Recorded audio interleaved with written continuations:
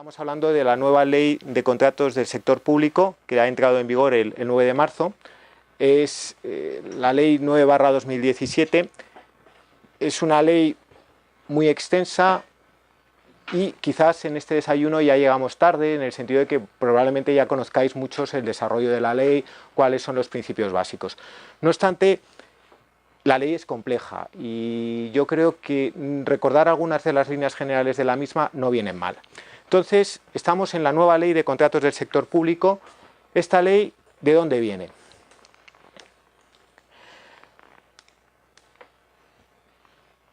Hay una serie de principios internacionales en materia de contratación.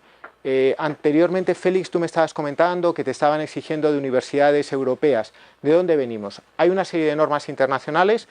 En 1994 se establece en la Organización Mundial del Comercio, se establece ya también un convenio en materia de contratación pública, desde 15 de abril de 1994.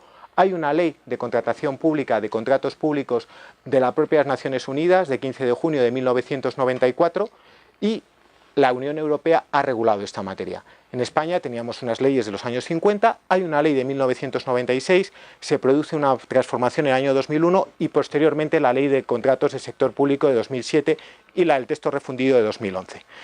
Este era el sistema. Se produjo un gran cambio desde 1996 a 2007, fue ya un cambio importante, el régimen de concursos, el régimen de subastas, se cambia ya el sistema de procedimientos abiertos, restringidos, y ahora nos encontramos con esta ley. ¿De dónde venimos concretamente? De la adaptación de dos directivas. Son la directiva 22, la 23-24 2014 y la 24. Son la ley de contratos y la ley de concesiones. Hay una tercera directiva que es en materia de contratación que va a tener que ser objeto de adaptación, que es la ley de sectores especiales. Sectores especiales, pues me estoy refiriendo pues a sectores de agua, sectores de transporte, de energía, así como también en servicios postales. Aunque a esos sectores también se les va a aplicar la ley nueva de contratos del sector público cuando la administración sea administración pública el ente adjudicador. Ahí no se va a regir por la ley especial, sino que se va a regir por la ley de contratos del sector público. Se trata, por lo tanto, de una ley muy extensa. Hay que tener en cuenta que la directiva 2014/24 tenía solamente 94 artículos. De 94 artículos, que era la adaptación, la implementación o transposición de esa directiva con alguna cuestión de la normativa comunitaria, se ha pasado a una ley de 347 artículos y 74 disposiciones. Es una ley realmente muy difícil de abarcar. Para que os deis cuenta, si alguien quiere el dictamen del Consejo de Estado, todas las normas, cuando se elabora una ley, hay un anteproyecto, aparte de ser informada por los diferentes organismos, sectores públicos, ministerios, ha de ser informada por el Consejo de Estado, que es el supremo órgano consultivo. El Consejo de Estado normalmente, cuando hace su remisión, su consideración sobre las normas, hace siempre una crítica muy suave, hace una revisión a algún artículo, algún precepto, alguna recomendación. Bueno, pues en este caso, simplemente desde el principio de la ley, dice: esta ley era totalmente innecesaria. Esta ley lleva una mala técnica legislativa. Parece más un reglamento que una norma. Lo dice el Consejo de Estado. Yo no sería tan crítico, no me atrevería a ser tan crítico con una norma. Lo dirá el tiempo, cómo se va desarrollando, cómo se va aplicando. La norma exige un desarrollo reglamentario en muchos preceptos. Por ejemplo, va a exigir en materia de prácticas colusorias, cuando haya un sistema de colusión, el régimen de inscripción en el registro público de licitadores, que no está desarrollado, y exige en numerosos casos desarrollo reglamentario. En cambio, luego hay en otros casos, antes lo estaba comentando, por ejemplo, en el artículo 312, en materia de servicios, se detalla si, por ejemplo, en casos en que haya funcionarios compartidos y personal civil, que tienen que estar separados en secciones uniformes. No era necesario, yo creo, en una ley, pero ahí está y habrá que obedecerlo. Por lo tanto, nos encontramos ese principio de las directivas, la 2014-23 y la 2014-24 y la 2014-25, que va a ser objeto de desarrollo, aunque alguno de los principios, aunque no ha sido objeto de transposición, sí se encuentra ya recogido. ¿De acuerdo? Principios de transparencia, de igualdad. Y luego está la Estrategia Europea 2020. La Estrategia Europea 2020 es un desideratum, es un programa de actuaciones en el que se intenta establecer una mayor participación, por lo que aquí interesa participación en las pymes, una mayor contratación, una mayor publicidad y transparencia. Uno de los ejes rectores precisamente en materia de la nueva ley es el acceso a las pymes, que tampoco es que esté muy regulado, no es que tengan una especial consideración, sino que a lo mejor nos encontramos con casos en que se establece la limitación en cuanto a las clasificaciones que tienen que presentar, los requisitos, los límites, los umbrales de contratación de procedimientos abiertos, el restringido o el simplificado. Nos vamos a encontrar con casos en que se está favoreciendo a las pymes. Por ejemplo, se favorece también a las pymes en la división en lotes. Antes la división en lotes parecía algo proscrito, tenía que especificarse, y ahora es al contrario. La división en lotes de cualquier contrato es la norma, y si no se divide en lotes se tiene que explicar por qué. ¿Por qué se quiere dar acceso a las pymes? Básicamente es la cuestión. Y en el resto de cosas hay un arrastre anterior de la ley de contratos. Hay muchas cosas en que se ha separado. No es únicamente un único principio, un único punto. Hay muchas cosas en que se separa. Se introducen en muchos artículos. Son artículos muy largos, son difíciles de abarcar, y se están introduciendo numerosos matices o detalles que en el día a día se irán viendo. Hay una serie de principios en materia de contratación administrativa. La ley empieza por el artículo primero. ¿Cuáles son los principios que inspiran esta ley? Los principios de igualdad, transparencia, libre competencia. Estos principios se van a desarrollar, y además no se establece un único principio o en un único artículo. Nos encontramos, por ejemplo, el principio de igualdad, transparencia y libre competencia, que viene desarrollado en el artículo 132, remitido en el artículo 132. Principios de proporcionalidad, de confianza, de publicidad, que el principio de publicidad no deja de ser sino el corolario de la transparencia. El principio de confidencialidad y el principio de buena administración e integridad.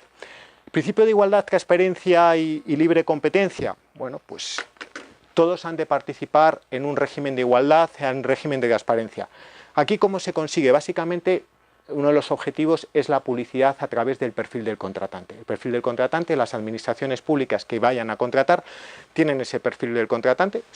Es una página web básicamente en el que establecen cuáles son los contratos que van a sacar, cuáles son los criterios, los pliegos, los criterios que quieren sacar. Hay determinados contratos en los cuales no es necesaria esa publicidad, contratos inferiores a 5.000 euros en los cuales no va a ser necesaria. Estaríamos hablando de contratos de suministros menores, contratos menores de 5.000 euros en los cuales no se aplicaría ese principio de transparencia general. Principio de proporcionalidad. El principio de proporcionalidad es una transposición del Tratado de Ámsterdam de 1997, pasa luego al Tratado de la Unión Europea y viene recogido en el artículo 5. Es un principio de proporcionalidad, básicamente es principio de subordinación, subsidiariedad y principio de proporcionalidad. Subsidiariedad, bueno, pues de a quién corresponde, si a las autoridades europeas, autoridades locales, y nos encontramos luego con el principio de proporcionalidad. Este principio de proporcionalidad, ¿dónde se encuentra básicamente en la ley? Pues en los criterios de solvencia, y en los criterios de solvencia económica y técnica. Estos principios, que muy abstractos, ¿dónde van a dar juego? Básicamente, ¿y dónde nos han dado juego a nosotros, por ejemplo, en este despacho? Pues en impugnación de pliegos. En impugnaciones de pliegos, porque los pliegos de todo contrato administrativo han de respetar estos principios. Y el principio de proporcionalidad no puede suponer que exijan unos requisitos de capacidad totalmente innecesarios para el tipo de contrato. La ley, por ejemplo, en materia de contratos de obras, en aquellos contratos de cuantía inferior a 500.000 euros, en materia de principio de proporcionalidad, no exige una acreditación de la capacidad o de la experiencia con la administración en los años anteriores. Pues con criterios de técnicos profesionales se puede suplir. Principio de confianza, es un principio de confianza y de buena fe en la administración pública. Este principio de confianza siempre ha sido muy matizado por la administración, por los tribunales.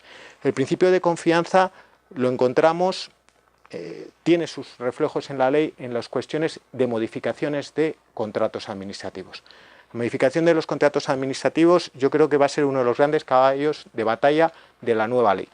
Concretamente, en materia de contratos de obra, se establece la posibilidad de alteración de hasta el 50% de los contratos. Y yo creo que ahí va a dar mucha problemática. ¿Por qué? porque cada uno va a unos pliegos, va a una adjudicación de un contrato con unos pliegos, con una oferta, con un presupuesto. Si uno juega a que yo sé que el proyecto está mal, el proyecto no va a funcionar, hago una oferta baja para luego intentar incrementar hasta un máximo del 50%, podemos vulnerar el principio de confianza. Y ahí es una de las cuestiones, yo creo que va a dar problemas en el día a día esta nueva ley de contratos con esos límites tan amplios para las modificaciones contractuales. El principio de publicidad realmente se repite con la transparencia. Un principio de publicidad máximo. Tener en cuenta que tenemos el perfil del contratante, pero además hay que publicar en el Boletín Oficial del Estado, en el DUE. Por ejemplo, todos los procedimientos abiertos, el procedimiento abierto genérico se publica en el BOE, en el DUE y en el perfil del contratante. No se publica en el perfil del contratante aquellos contratos de procedimiento abierto simplificado o el procedimiento abierto sumario. Pero los demás, procedimiento restringido, procedimientos negociados, el procedimiento de negociación, el procedimiento de asociación para la innovación, de diálogo competitivo y asociación para la innovación, han de ser objeto de publicación. ¿De acuerdo? Principio de confidencialidad. Este principio yo creo que es doble. Por un lado, el contratante con la administración ha de guardar secreto de aquellas informaciones que sean objeto de revelación en materia contractual. Este principio de confidencialidad, además, ahora se completa con las disposiciones adicionales de la ley en cuanto al tratamiento de datos. No hay un desarrollo claro en esta materia de tratamiento de datos, pues es encargado del tratamiento, el contratante que contrata con la administración y tiene acceso a datos, no sería como un mero encargado del tratamiento, de acuerdo con la ley. Lo que pasa es que precisamente esta normativa está previendo la antigua ley, no el nuevo reglamento europeo.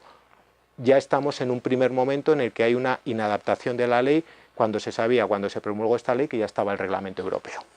Y el principio de buena administración e integridad. Bueno, pues el principio que se han de seguir todos los trámites. El principio de buena administración tiene mucha importancia en cuanto a la cuestión de los plazos.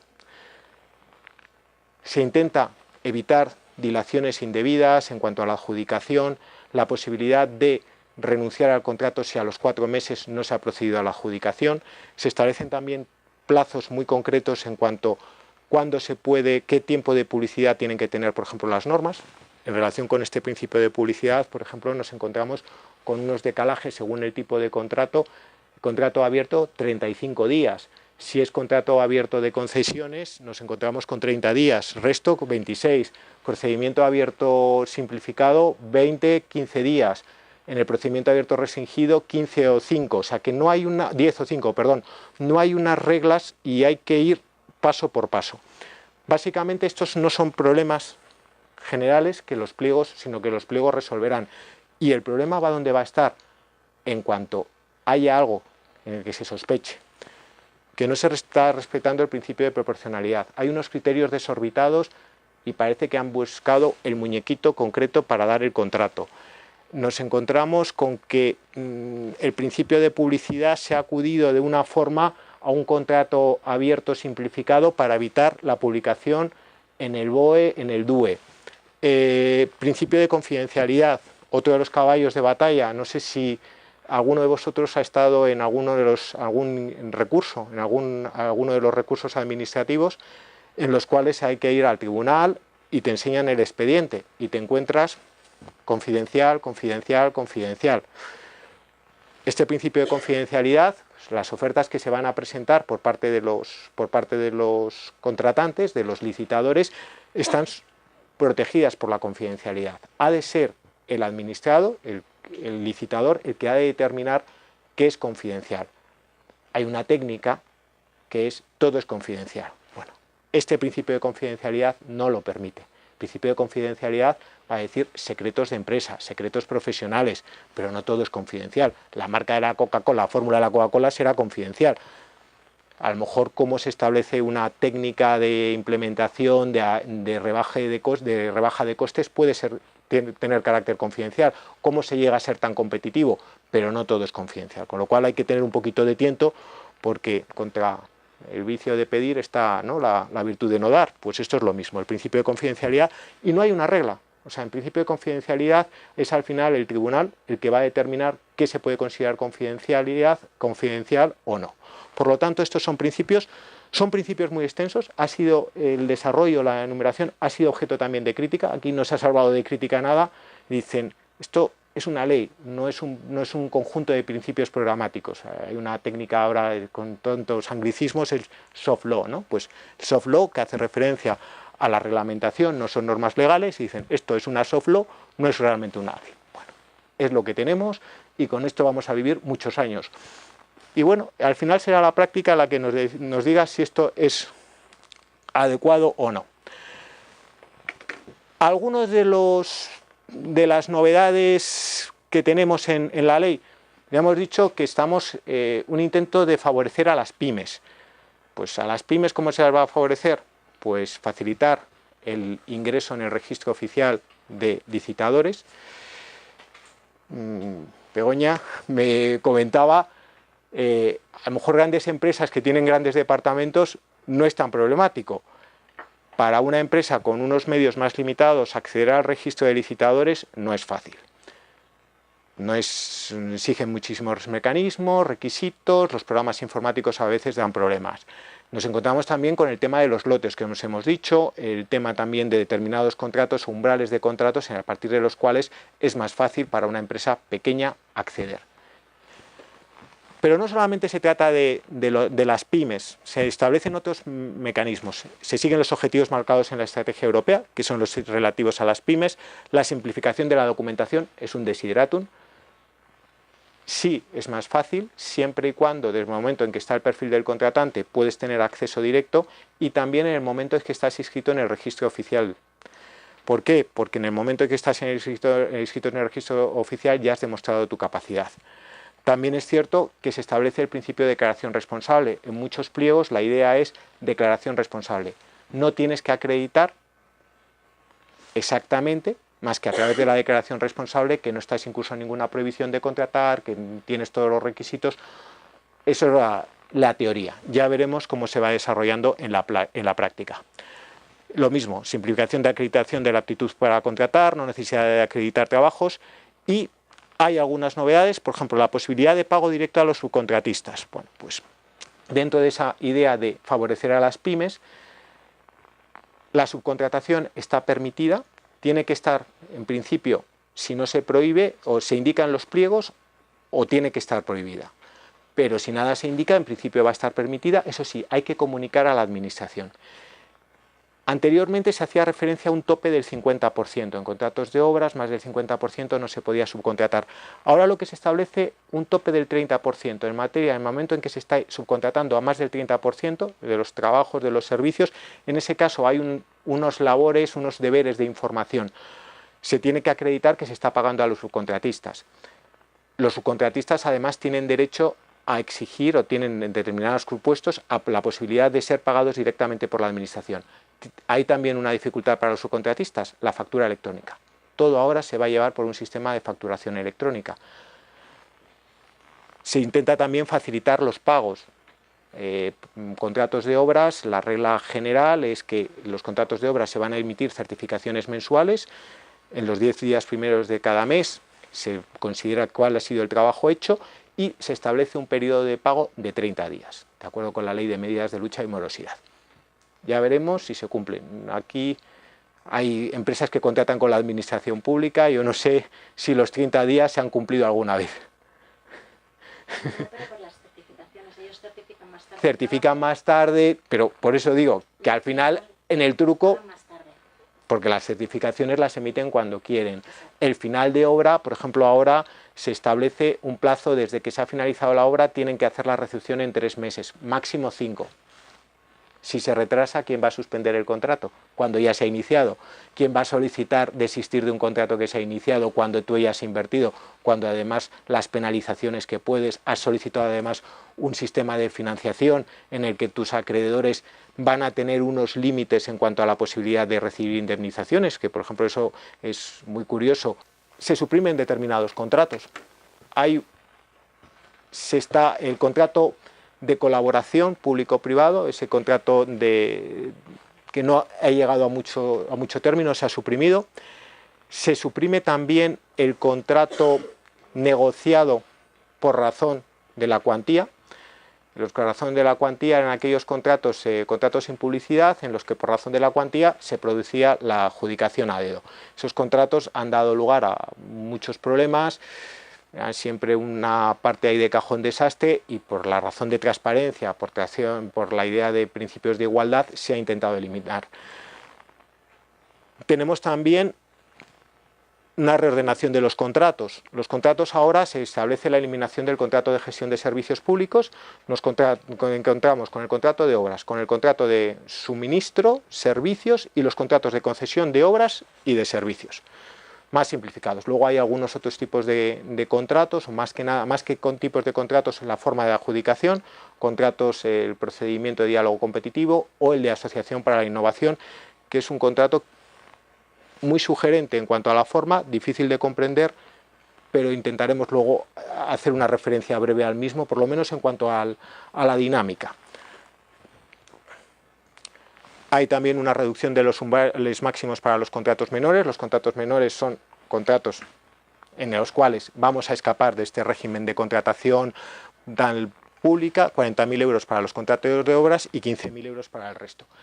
Estos contratos han de ser objeto de publicación en el perfil del contratante. El límite, contratos inferiores a 5.000 euros. En contratos inferiores a 5.000 euros se va a poder realizar sin la publicación en el perfil del contratante. Luego hay una cuestión muy importante, que es la ampliación en el ámbito del recurso especial en materia de contratación.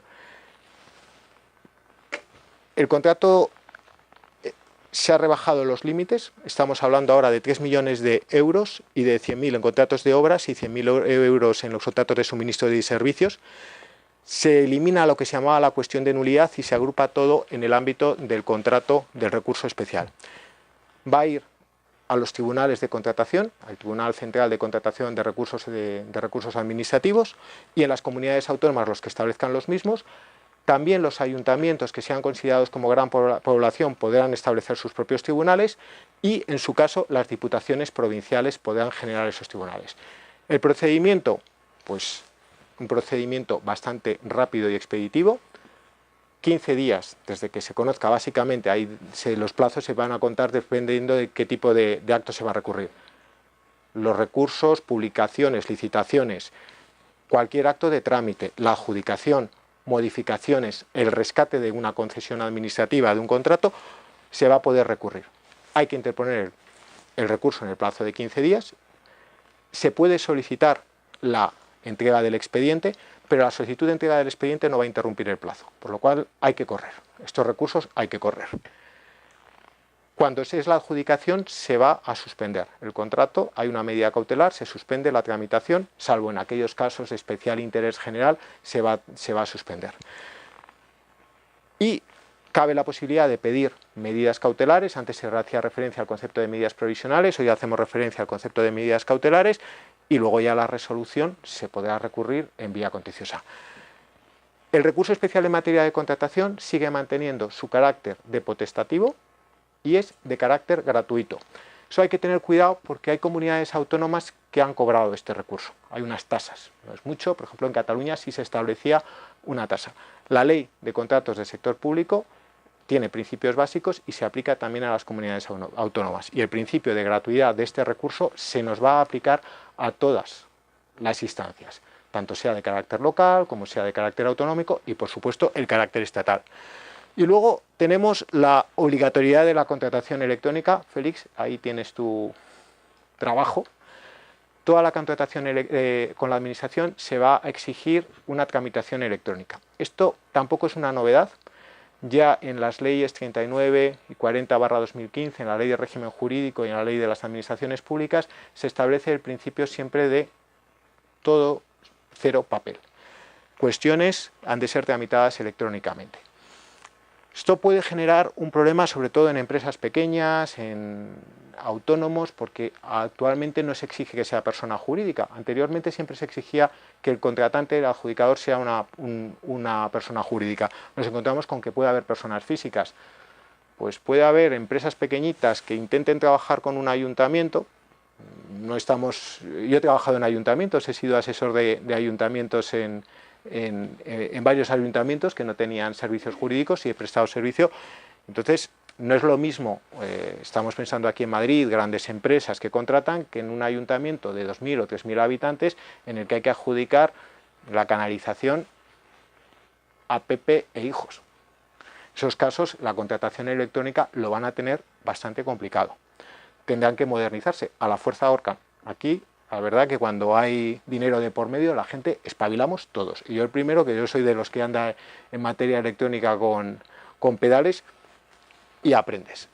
Pero bueno, quizás una de las cuestiones más importantes, que sería a lo mejor objeto ya de un análisis más detallado, es el recurso especial en materia de contratación. Más que nada por la amplitud. Son todos aquellos contratos otorgados por poderes adjudicadores, por administraciones públicas, de cuantía superior a 3.100.000 euros. Los demás van a seguir los recursos administrativos que correspondan y luego ya el recurso contencioso administrativo. La ventaja de este procedimiento, yo he trabajado en algunos de ellos, es bastante rápido, no cumplen los plazos el tribunal, pero es bastante rápido y el detalle, el análisis puede suponer un acercamiento muy importante luego de cara a un tribunal. Hay resoluciones de los tribunales de contratación, sobre todo del Tribunal Central, que para sorpresa mía te encuentras una resolución en la que han echado abajo unos pliegos, en el que han echado abajo una adjudicación por no respetar un principio de igualdad, por un principio de proporcionalidad, porque se ha exigido, por ejemplo, y es una cuestión en los principios que hacíamos referencia de proporcionalidad y un poquito exigir que se tenga una sucursal o una oficina en esa entidad. ¿Y ese requisito para qué? ¿Es necesario que tengamos una oficina o una sucursal? ¿Para qué?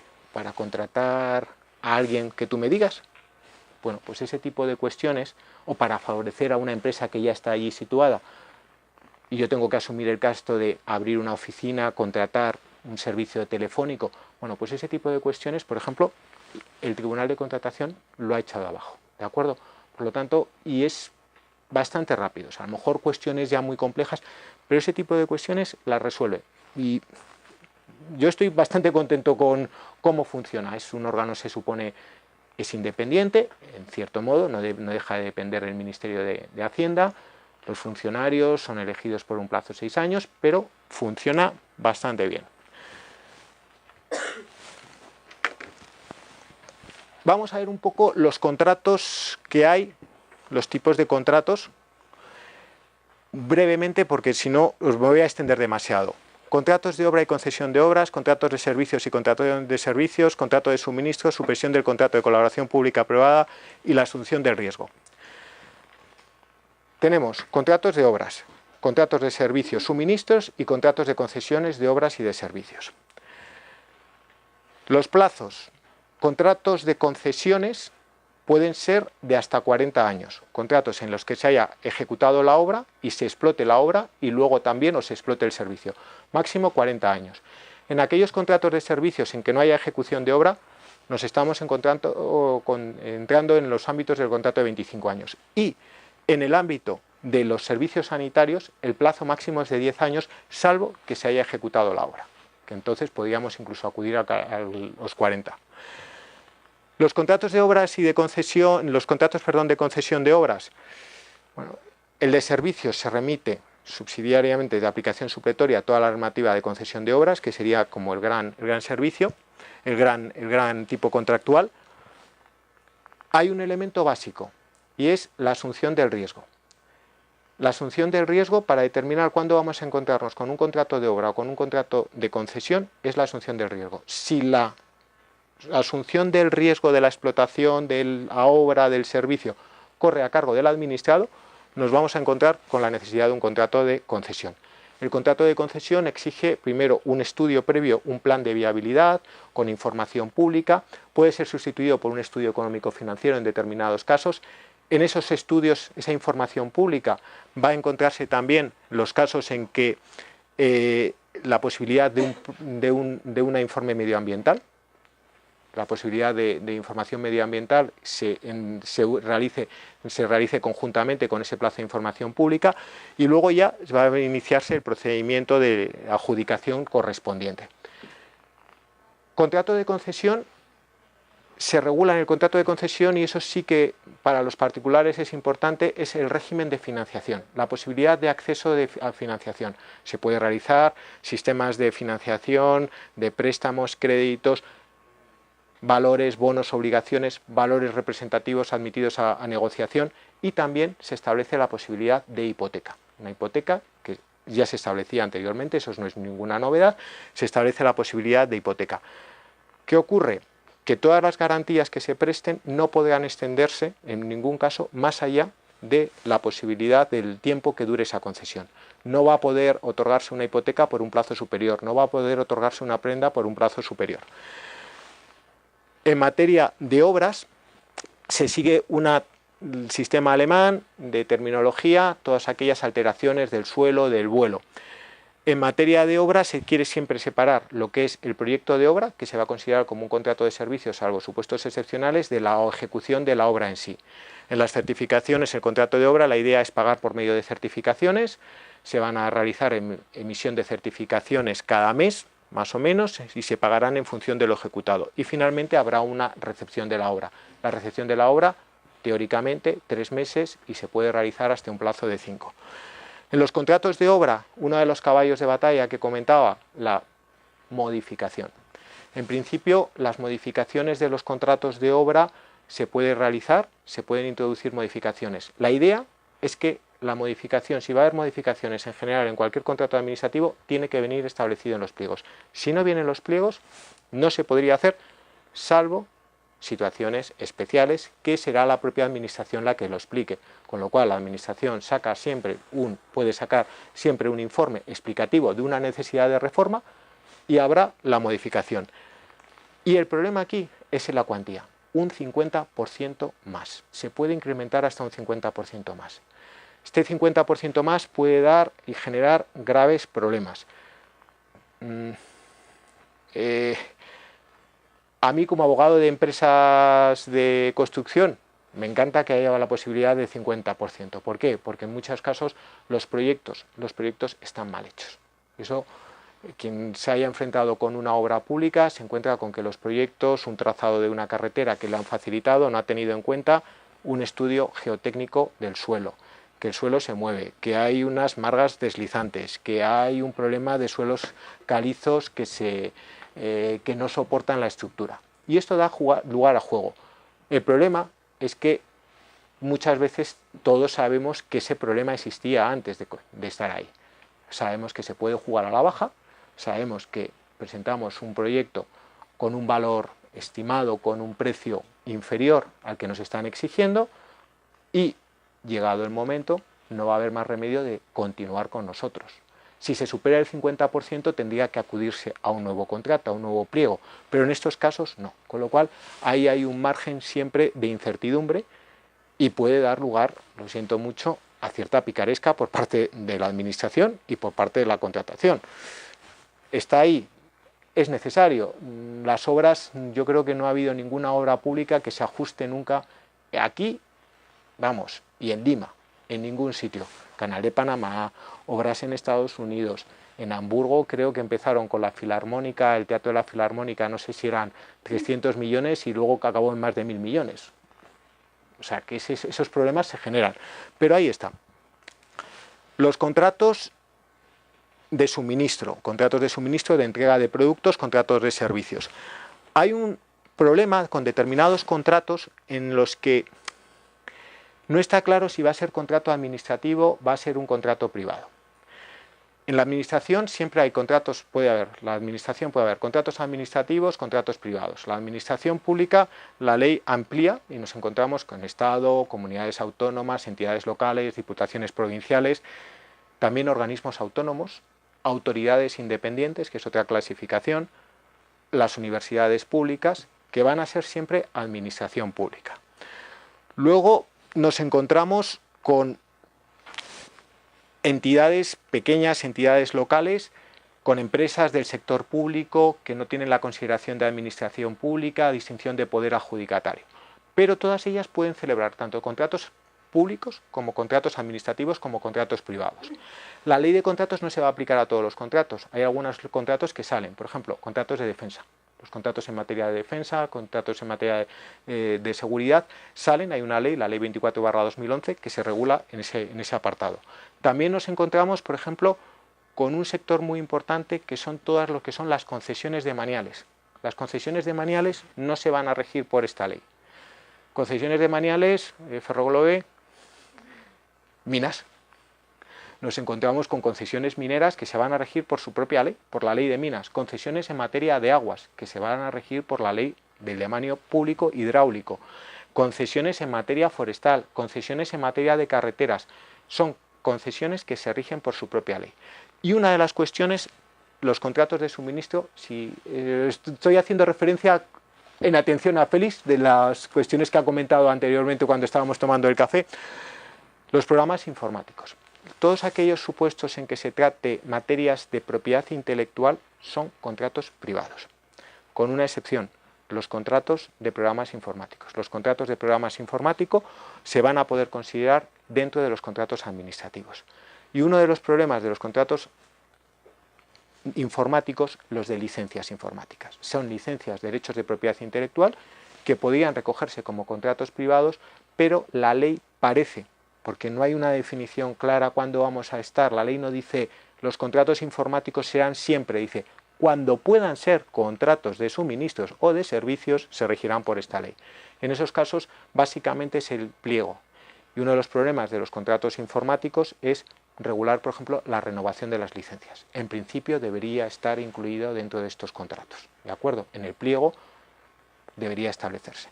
Los contratos de suministro, el plazo máximo son 5 años, ¿de acuerdo? Contratos de servicios, contratos de suministro, el plazo máximo van a ser, y contratos de obras, van a ser 5 años. Y en general la idea es que ningún contrato dure más de 5 años, como la idea general. Y cuando se haya de superar los 5 años, muy normal, contratos de concesiones de obras y de servicios, que ya estamos vistos que son 40, 25, 10 años, nos vamos a tener que acudir a una información específica, a una justificación específica de ese tipo de contratos. Luego nos encontramos con supresión del contrato de colaboración pública aprobada y el contrato de gestión de servicios y también contrato, los que os decía, el contrato de procedimiento negociado sin publicidad, que era un cajón desastre de adjudicaciones a dedo. Ese procedimiento, contrato de negociado sin publicidad, se intenta suplir por el contrato abierto simplificado. Y hay un tercer género de contratos que es el contrato de suministros menores. Contratos de suministros menores, aquellos obras 40.000 euros, por debajo de 40.000 euros, servicios y suministros por debajo de 15.000 euros. Estos contratos de menores han de ser objeto de publicación en el perfil del contratante. La administración puede contratar directamente, pero han de ser informados. ¿Por qué? Porque lo que no se quiere es que a través de contratos menores se otorguen contratos grandes, que a través de los contratos menores se esté burlando la ley. Anteriormente era el tema de los lotes, se intentaba evitar que por medio de lotes, pues lo que se intenta ahora es que a través de contratos menores, pues una obra que a lo mejor tendría que ser 2 millones de euros, pues o 200.000 euros, que ya estaríamos dentro del contrato, lo dividamos en contratos inferiores a 40.000 euros. Pues esto es la idea, por eso se establece esa publicidad. Eso sí, los contratos de inferiores a 5.000 euros, contratos de servicios, contratos de obras inferiores a 5.000 euros, por ejemplo, hay que pintar. Ahora, con todo el cambio de ministros, hay que pintar la residencia del ministro. Ese normal será un contrato inferior a 5.000 euros. Estamos hablando de un contrato de suministro menor, inferior a 5.000 euros, que no va a ser objeto de publicidad alguna. Puede realizarse por sus medios propios, porque tienen técnicos a lo mejor en el ministerio, o hay que contratar a una empresa de pintura y no va a ser objeto de publicidad. No nos enteraremos. Bueno, pues ese es el truco a veces de estos contratos, ¿de acuerdo? Ya hemos visto la duración, la posibilidad de proposición. Bueno, pues en los contratos siempre se establece la posibilidad de que sea el propio particular el que solicite el contrato. En los contratos de concesiones puede presentar un estudio y eso le da ciertas ventajas a la hora de la puntuación, porque eso, aunque una persona esté interesada en contratar con la administración, eso no quiere decir que los procedimientos hayan de modificarse. Yo puedo considerar que se puede establecer una concesión de un servicio público, puedo solicitarlo, puedo proponerlo, presentar mis estudios de viabilidad, pero eso no va a suponer que yo me quede con ello, ¿de acuerdo?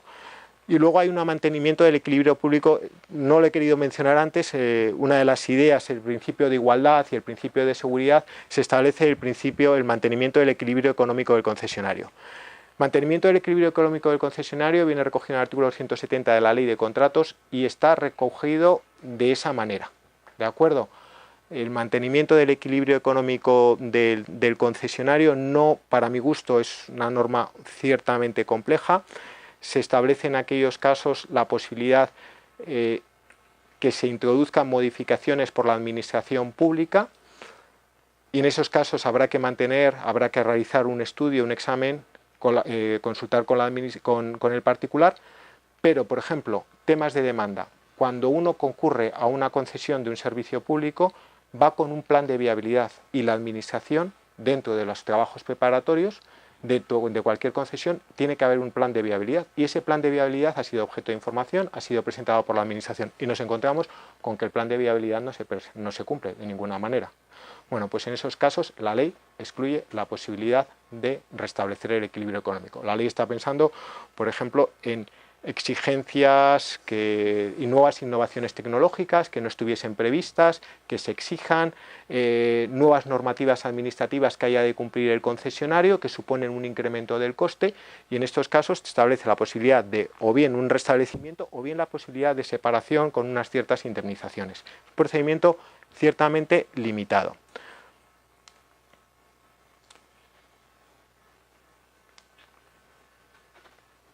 Esto yo creo que no. Vamos directamente a la adjudicación, que no quiero ya extenderme más. ¿Cómo nos vamos a encontrar en la adjudicación? La adjudicación siempre va a seguir un principio. Va a haber una información, una publicidad.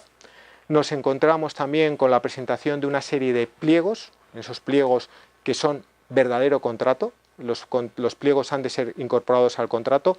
Ha de tenerse en cuenta que cuando se procede a la tramitación del contrato, en los pliegos quedan luego incorporados, pero el contrato no puede luego regular nada distinto de lo establecido en los pliegos. No se puede admitir, si se hiciese alguna modificación, se establecería una variante no permitida que estaría rompiendo el principio de igualdad, el principio de transparencia. ¿De acuerdo? Esto es importante porque, sobre todo, en el ámbito de la Administración del Estado no lo he encontrado. En el ámbito de la Administración local, en el momento de la adjudicación del contrato, de la formalización del contrato, alguna vez me he encontrado con sorpresas, ¿de acuerdo? Por eso lo digo y recalco, nunca sabes qué vas a tener en cuenta. En los procedimientos de adjudicación hay varios procedimientos de adjudicación. El procedimiento abierto y el procedimiento restringido. Son los procedimientos ordinarios, el procedimiento abierto normal y el procedimiento restringido. Procedimientos especiales o que pueden considerarse como especiales, procedimiento abierto simplificado y sumario, procedimiento negociado y en los procedimientos de diálogo competitivo y el procedimiento de asociación para la innovación. El procedimiento general es el procedimiento abierto, es el procedimiento que se va a seguir para todos los tipos de adjudicaciones y va a ser objeto de publicación en el BOE, en el DUE, en el perfil del contratante, va a seguir el proceso normal de adjudicación y en aquellos casos en que la cuantía, contratos de obra, sea inferior a 2 millones de euros o en los demás contratos a 100.000 euros y la idea de especificaciones más allá de las económicas no supere el 25%, se podrá acudir al procedimiento de carácter simplificado. El procedimiento de carácter simplificado es deseo del legislador que sustituya al procedimiento negociado sin publicidad. El procedimiento simplificado se publica solamente en el perfil del contratante, es necesario para la capacidad estar inscrito en el registro oficial de licitadores y las cuantías son inferiores. También los procedimientos de información, de tramitación, son más rápidos. Se quiere como que en un plazo de 2-3 meses se haya procedido a la adjudicación de ese contrato. Y luego ya está el procedimiento abierto sumario, que no deja de ser un procedimiento especial, que son obras 80.000 euros, que no lleguen a 80.000 euros y contratos de servicios, suministros 35.000 euros, ¿de acuerdo? Y luego están los procedimientos restringidos. El procedimiento restringido, aunque parezca por su nombre así que restringe, es un procedimiento normal, es un procedimiento ordinario. Son aquellos procedimientos, por ejemplo, en proyectos de arquitectura, en proyectos de innovaciones de ingeniería, se establece esa idea. Son unos proyectos en los cuales se invita a una serie de... hay una información pública, se invita a participar, se presentan las solicitudes para participación, la administración va a elegir a aquellos que considere y ya les invita a ellos concretamente a participar y a procedimiento restringido.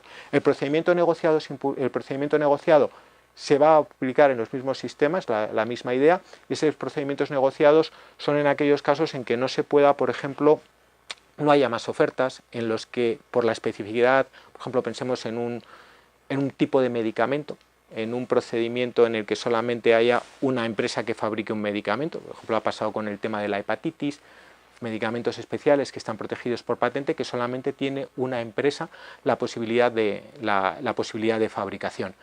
También se va a utilizar procedimientos ya negociados sin publicidad cuando han fracasado los otros intentos. Se ha intentado contratar y no ha habido ninguna oferta que se haya presentado. Vamos a acudir a este procedimiento negociado y además en concreto negociado sin publicidad. También, por ejemplo, en las compras de obras de arte. Una compra de una obra de arte especial, hay que comprar un determinado cuadro de la Casa de Alba, solamente lo tiene la Casa de Alba. No podemos hacer copias, estaríamos en otro trabajo, ¿de acuerdo?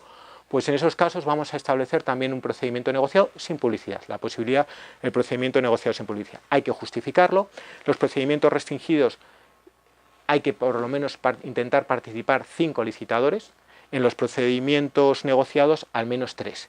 Y luego tenemos los procedimientos dinámicos de contratación y el procedimiento de asociación para la innovación. Son procedimientos muy especiales que establecen el intento de desarrollar nuevos productos. A mí quizás el que más me ha sorprendido, siempre viendo las directivas, viendo cómo se ha traspuesto, es el procedimiento de asociación para la innovación. Ese procedimiento de asociación, a mí la idea, que se va a crear una especie de UTE, asociación entre los empresarios. No, la asociación es entre la administración y el particular.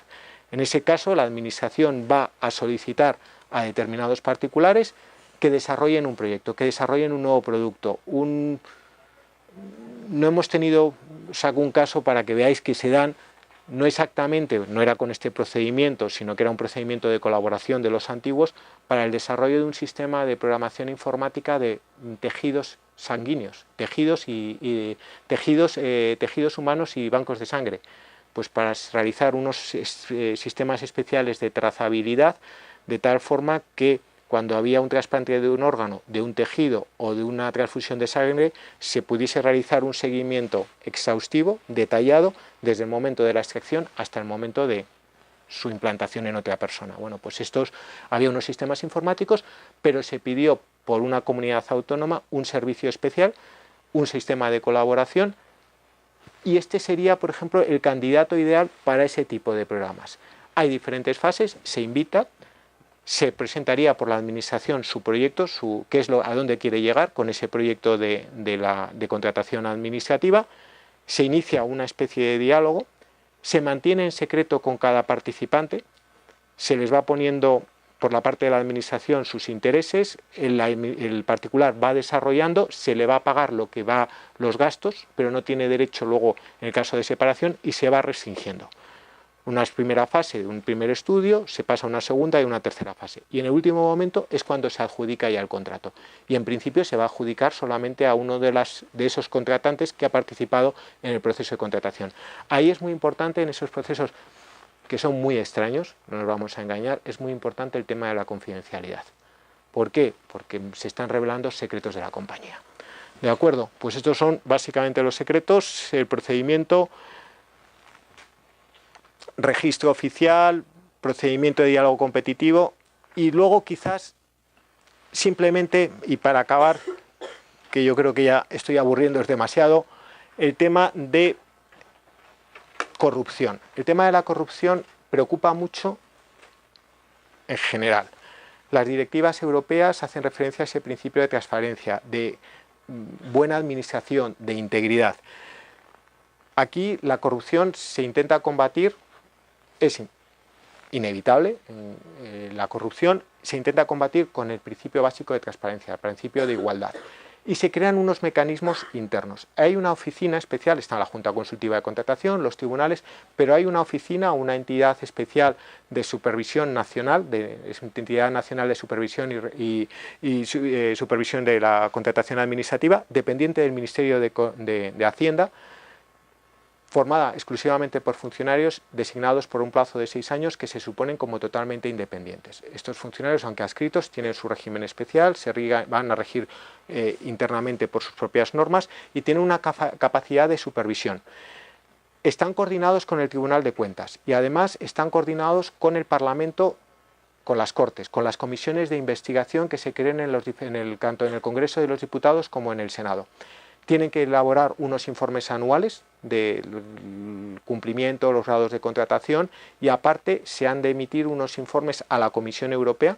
Cada año este organismo va a emitir un informe de cuál es el grado de cumplimiento de las directivas europeas en España y además coordinado con el Tribunal de Cuentas. En el Tribunal de Cuentas se informará de los grados de contratación, porque el Tribunal de Cuentas tiene un control en materia de contratación por las administraciones públicas. No sé si habéis oído hablar de los procedimientos de alcance de la administración pública.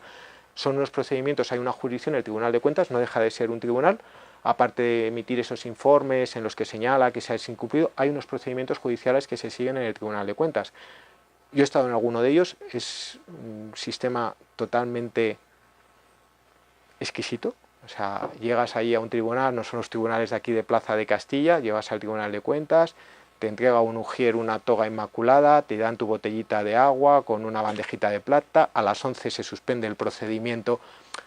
Es muy relajado, es un ambiente muy distendido, pero muy lento, pero cuando llegan, atizan. Yo me he encontrado con procedimientos en el que a los 8 años de la contratación se estaban discutiendo 50.000 euros. Quizás yo no llegaría a esos procedimientos, me centraría a lo mejor en procedimientos más importantes. Si ese contrato se ha adjudicado, si no se ha adjudicado bien, si no se han cumplido los requisitos, si no estaba habilitado el dinero, pues por ejemplo, aquí en materia de contratación administrativa tiene que estar habilitado en el presupuesto previsto expresamente. Bueno, pues todas esas cuestiones en el Tribunal de Cuentas dan lugar a esos procedimientos por alcance, que son unos procedimientos muy extraños, es que hay una parte casi de instrucción penal y luego una parte civil pura y dura, y son objeto de coordinación. Además, esta entidad de supervisión, hay una entidad nacional de comprobación de servicios estadísticos que se integra. Y esta es un poco la idea general. Siento ser tan vago, tan genérico, pero la ley de verdad que da para detalles en cada caso, en materia de ampliaciones, en modificaciones, en materia de rescisión. Me indicaron que una visión genérica de la ley es lo que he intentado dar en